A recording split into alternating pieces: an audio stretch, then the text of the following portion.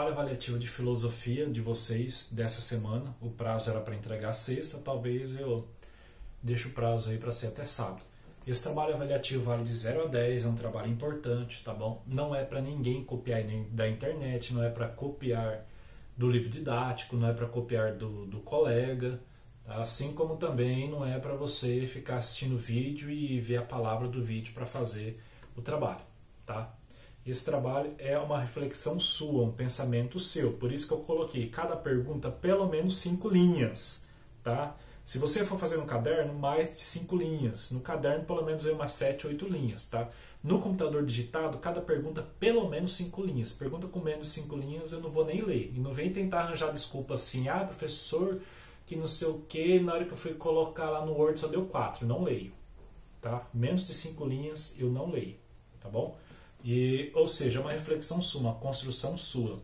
Você pode, obviamente, pesquisar sobre o tema, pesquisar sobre o assunto, você pode procurar aí para ver se você consegue ter um norte para a sua resposta, mas eu quero ver a sua resposta, a sua construção reflexiva. E isso se chama filosofar, tá? Beleza? Estamos combinados. A primeira pergunta de vocês, às vezes a imagem vai focar um pouco mais em mim, às vezes no fundo pode ficar um pouco escura, mas não importa. Tá? Dá para vocês entenderem, dá para vocês depois pegarem aí no caderno de vocês têm a pergunta no Google Classroom.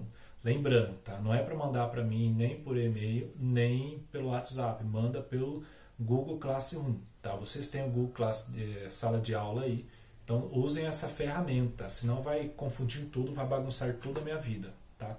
E trabalho com as perguntas. Beleza, vamos lá. Primeira pergunta. A ciência, ao utilizar dados, pesquisas e resultados satisfatórios, estabelece um saber científico e utiliza como método.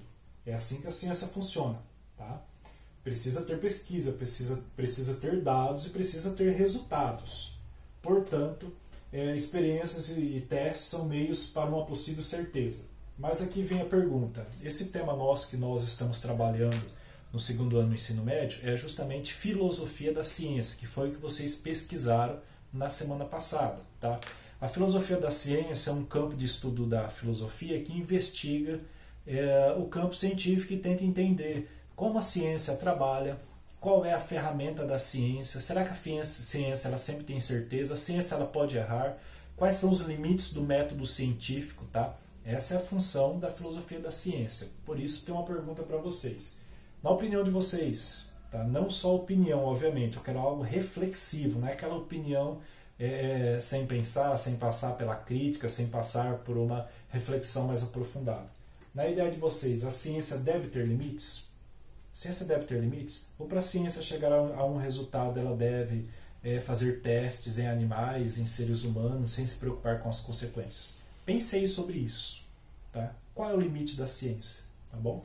A ciência sempre está correta? Tá? Você acha que a ciência sempre vai estar certa ou a ciência pode errar também? Como é que a ciência pode errar? Tá? Por exemplo, nós temos a previsão do tempo, é algo científico, mas a previsão do tempo pode conter erros também? Isso é um exemplo. Tá? De repente vai um cara do médico com sintoma de dengue, mas às vezes pode ser que ele não tenha dengue. Então a ciência, o método científico pode conter erro? Tá? Então você pensa e faça uma reflexão sobre isso, tá? De cunho próprio, beleza? Pergunta 2. Sobre o senso comum, vocês já viram que senso comum, atitude científica, atitude filosófica são coisas bem diferentes. Tá? Senso comum é esse pensamento que vem aí muitas vezes do pensamento geral da população, tá? Que vem da tradição de pequenos grupos e que as pessoas vão pegar como verdades sem passar pela criticidade. Embora hoje parece que o nosso mundo vive muito pelo senso comum e não está olhando nessa época atual para quê? Para os cientistas que estão dizendo outra coisa para combater esse coronavírus. Só um exemplo disso. Tá? Então essa é a pergunta. O senso comum pode aí e atrapalha a ciência e muitas vezes não busca da verdade. Tá? E na nossa atualidade isso acontece muito. E ainda mais com a questão da manipulação, que as pessoas hoje na internet são manipuladas facilmente. Tá? Até foi divulgado que os Estados Unidos mandou para o Brasil um remédio gratuito, porque o Brasil era aliado dos Estados Unidos para todo mundo que esse remédio iria curar o coronavírus. Tá? Isso é uma ideia do senso comum. Mandaram no WhatsApp, fizeram até a caixa do remédio com o nome do coronavírus. Tá? Ou seja, para vocês verem como as pessoas usam hoje a internet para manipular e enganar pessoas por interesses ideológicos e interesses políticos. Fica claro, né? E aí tem gente aí precisando de um determinado remédio que não é comprovado que faz efeito aí para o coronavírus, mas quem precisa desse remédio não está conseguindo alcançar.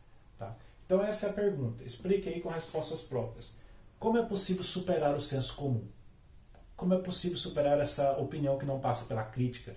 Essa opinião que muitas vezes vem da tradição, ou essa opinião que algumas pessoas falam, uma pessoa fala e todo mundo acarreta. Como é possível superar o senso comum? E vai citando exemplo, tá? E vai citando exemplo, tá? Beleza? Tranquilo? Acho que ficou claro. Eu queria que vocês entendessem justamente isso, que esse trabalho é para fazer com reflexão própria, sua. Tranquilo? Beleza? Tchau, adeus.